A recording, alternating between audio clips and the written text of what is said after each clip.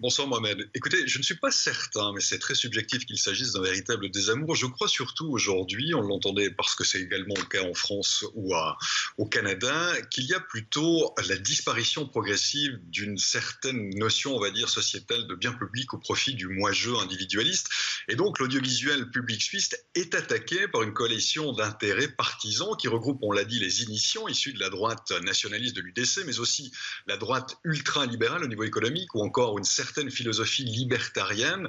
qui, ensemble, ne veulent pas d'un média et d'une information de service public. À ce groupe se sont joints toutes celles et ceux qui ne consomment pas ou peu les programmes de la SSR et autres radios et télévisions locales et qui estiment qu'il n'y a pas besoin de payer pour un service qu'on n'utilise pas, ou simplement parce qu'il est trop cher, ou il y a encore ceux qui trouvent qu'il y a trop de sport ou pas assez de sport, ou qui ne veulent plus voir Darius Rochemin présenter le JT par exemple. Vous ajoutez à cela certains grands patrons de presse qui verraient d'un assez bon œil disparaître un concurrent au niveau des recettes publicitaires, ou encore un petit parti comme l'UDF qui, il y a 2 jours, a enjoint ses 30 000 membres à soutenir l'initiative parce que, disent-ils, la SSR se positionne constamment contre Israël dans la couverture du conflit israélo-palestinien. Alors bref, c'est une